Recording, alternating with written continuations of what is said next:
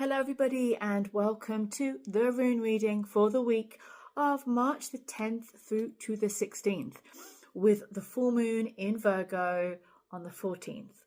And we are heading headlong into eclipse season. We already have Venus retrograde and we have Mercury going to go retrograde.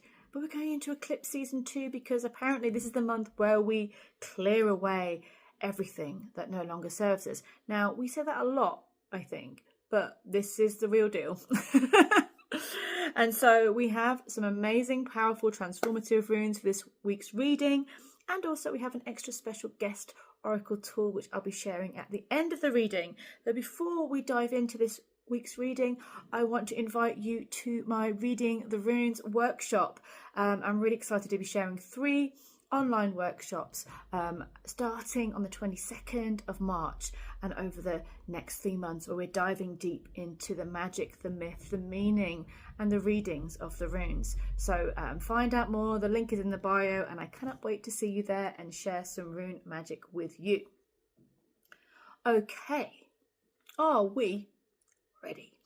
We have Iowaz as our first rune for the week. Now, Iowaz is the rune of deep and powerful regeneration, rebirth. But before we get to the rebirth, you know what we have to have. We have to have that deathbed. We have to have that releasing energy. Iowaz is the rune of regeneration, of rebirth, and it is sometimes linked or connected to the tarot card, the death card.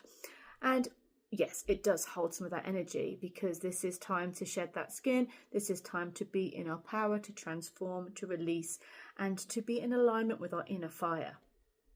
I think the heart of ourselves, what ignites our inner self right now, is our guide, and where we could and should and might and would be leading from. So leading from that inner place, not from what we think is going on out here, not from any doubts or fears or expectations, but from nurturing that inner flame.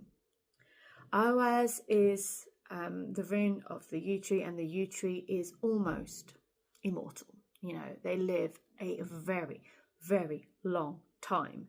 I think one of the oldest yew trees is thought to be around 5,000 years old. So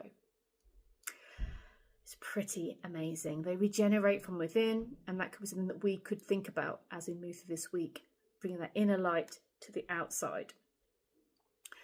As well as a rune of death, because obviously the yew tree is a poisonous tree, but it also brings healing. It holds those two energies of what is able to destroy and what is able to create and protect. So there's a real medicine in the energy of this week. And one of the oldest bows ever found was made of yew wood.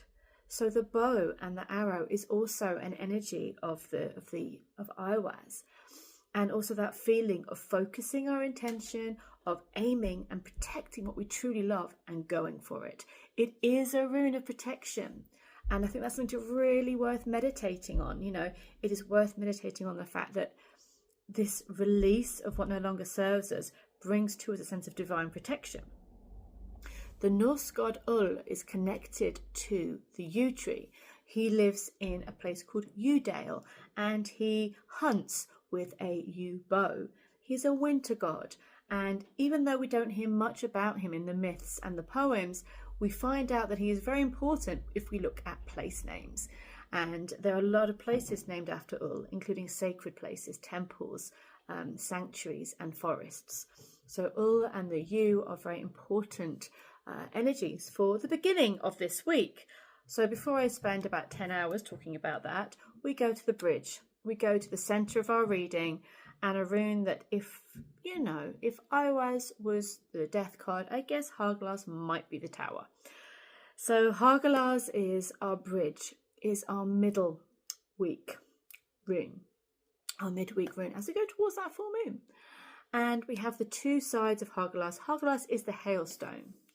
And it is a rune that brings transformation. It shakes things up. It can be a bit of a shock. It can be a bit of a shake up. It is the messenger that what we were doing or what was going on may well be changing quite soon. So what I love about Hagalaz is I know people don't say that very often, but I know a few people that absolutely do love getting this rune, is that the central bit is a bridge. It takes us from one side to the other. And as we are in, this is the midweek reading, rune, sorry, we are being led from one side to the other. It is the rune of hell. It is the rune of Hulda, of Frau Holle. It is the rune of those wise and wild goddesses of the underworld. And there's so much richness and magic that we can actually go into with this rune. But when it often appears in a very basic and, in our lives everyday way, is with disruption and change. So the Hail card, Hagel, Hagelas, is going to be in our middle week, and it will shake something free. And because what we get afterwards is a really positive card. Excuse me, let me get my voice back a second. As we get after the Hagelas rune, you're saying card, I mean rune, is a really positive energy. There's a feeling with Hagelas, after a hailstorm, we have that meltwater that nourishes the earth. So we're going to look at the end of the week and go, thank Feyu for this, because the rune of abundance, of fertility, of life force returning, of finances going well, of that notion of the flow of money. Money comes in and money flows to where it needs to go. Feyu is the flowing of money, not the hoarding of money. So it's a really lovely energy that where we may wish abundance, it isn't just money, it's all kinds of abundance and health and life force energy coming to us by the end of the week. So the full moon will bring transformation, but it will bring a blessing of abundance, of life, of new energy, of hope after what could be, a little bit of a shifting, changing week.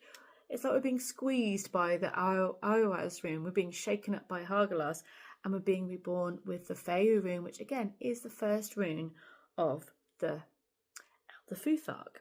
So I hope you enjoyed that reading for the week. As I said, having a sneaky, awesome preview of a divination tool to finish this off.